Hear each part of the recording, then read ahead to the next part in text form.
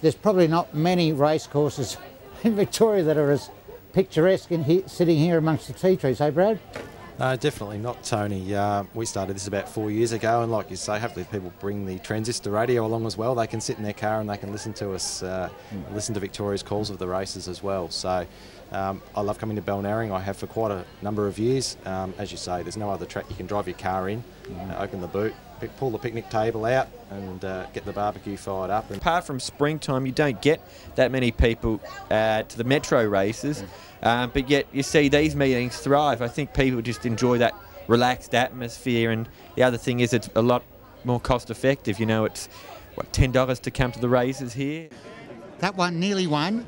I know. That's 2 seconds now. I'm so disappointed. Well, I think what you should do this time is have a quinella. What are your favourite numbers? Number 2 and 3.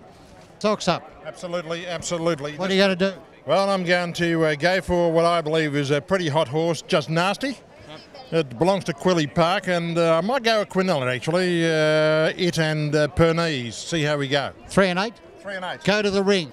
Call me crazy, but I think the standout of the event, and I think it's my best for the day, comes up in race 5, number 3, Just Nasty. Which is not you. I hope not. Race 5, Tony, number 1, Overacting, who ran a good race here last season, from number 2, Tuscany Lad. Welcome back to the City of Casey Radio, and we're racing in the 5th event of the day here down at the mile at Balnarring. And away to a good start too, down near the inside. One of the first to get going was Frazam, setting up the pace nice and early. There is Pernice, who strode to the lead. No pace early here in this mile event, the 5th event of the day here at Balnarring. Pernice out in front, leads the field here by about 3/4 of a length. Frazam starting to drift back through the field now. As Umberbo whips around the outside of the lead to grab hold of the front running position.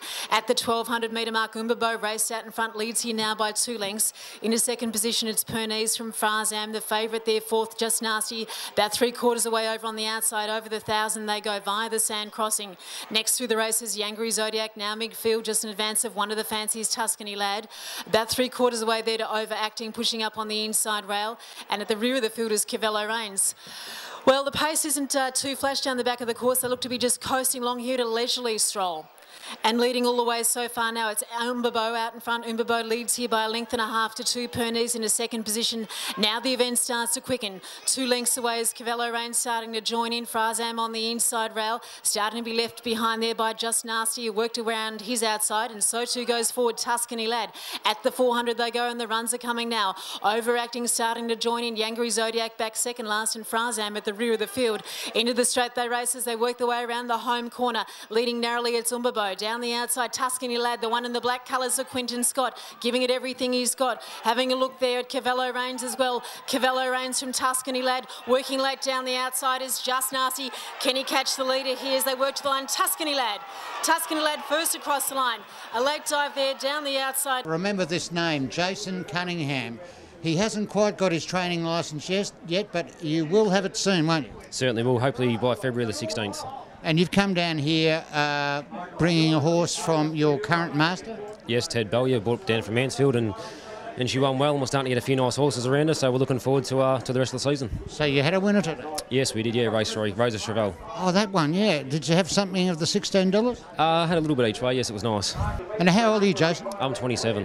And you're about to become a fully fledged trainer? You're going to be trainer? You're going to be based up in Mansfield? Yes, I'll be up in Mansfield hopefully for the next couple of years, and you know, Ted's been pretty fantastic up there, and I met a lovely girl called Jo, so we're pretty settled there, and hopefully we can build a nice stable.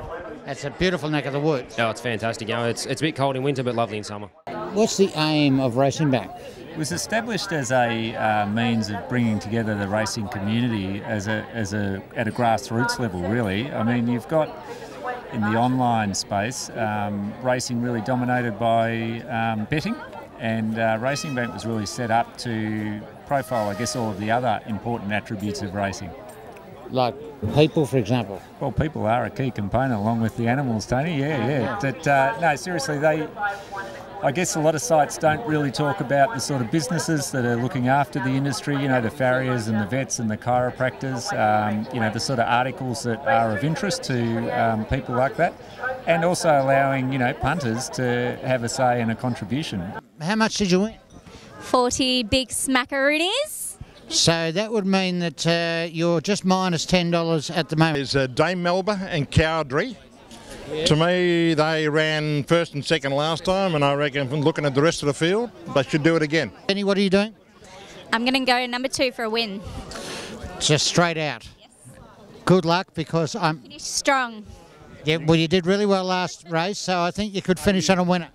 I think so too. In this event here, look, you can't leave out Adam Bodie, the Adam Bodie factor again. He's on number 2, Red Maloney, and of course this horse last start at Pakenham as well. Wasn't that far away. He was not quite 6 lengths off the winning horse that day, over 1,400 metres, stepping up in distance, and I think it'll suit. That's number 2, Red Maloney on top from number 4, Dame Melba. Yep, the final race. Looks like Bodie will come home on the short price favourite, number 2, Red Maloney, from Music Lover number 1. Very last race here at Balnarring. Good luck everyone, off and racing. Working class, one of the best to begin down near the inside. Dame Melba quickly into stride, and she's the one who wants to stride out in front to grab hold of the lead. Dame Melba starting to set up the pace. Cowdrey just dropping in behind her. Working class holding position on the inside rail, now into third.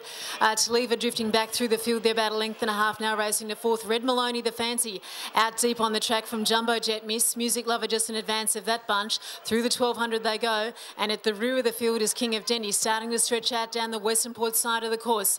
Dame Melba for Whitney Hurst leads the field here out in front. The pace starts to quicken, leads here by about a half.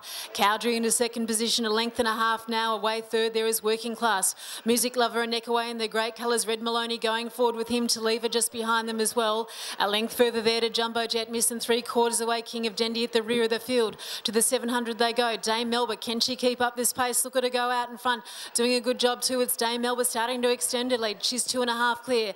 At the 600 from Cowdrey, the nearest challenger. Red Maloney starting to give chase as well. Music Lover joining in 2 lengths away at this point. There is Working Class. Further field there to King of Dendy, who now starts to pick up the pace from a long way back. It's to lever. And at the rear of the field is Jumbo Jet Miss, working the way towards the home corner. 250 from the line. Dame Melba out in front, leading here by about 3 lengths. The whips are cracking. Red Maloney into second. They look to be tiring as they work their way around the turn. Dame Melba still out in front with about 150 to go. Can she keep this up? Red Maloney late on the scene is King of Dendy. Can they catch Dame Melba? She looks to be tiring down in search of the line. Dame Melba here grabbing the last. Dame Melba, a lovely victory that. Oh, win. Well, we've got to the end of day 2 of the fabulous Balnarring picnic season, and it was another great day. The sun didn't shine as much as we have had it down here, but I'm sure it'll be shining there on the next, on the 2nd of January, and we will see you then. But I thought maybe to give us a sort of wrap up of the day, the one and only, the former Collingwood great, and it makes me a little bit choked up to say that word, Collingwood, but the secretary of the Balnarring Racing Club might tell me how the crowd was and what sort of a day we had on day 2. How did we go, Neil? Thanks, Tony. We've had a pretty good day. We've had around about 3,500 people. Brilliant. We've had 58 corporate marquees, and importantly, it's been an incident-free day. We'll be all doing it all again on the 2nd of January. Then, of course, the big one, the Australia Day meeting. Yes, the 2nd of January is shaping up very well. We encourage all of your listeners and viewers to come along on the 2nd of January. It's in the height of the holiday season. Still only $10. Still only $10. And then, of course, Australia Day, which is a Thursday, I believe, this coming year. Friday will be a holiday, so we should have another record crowd.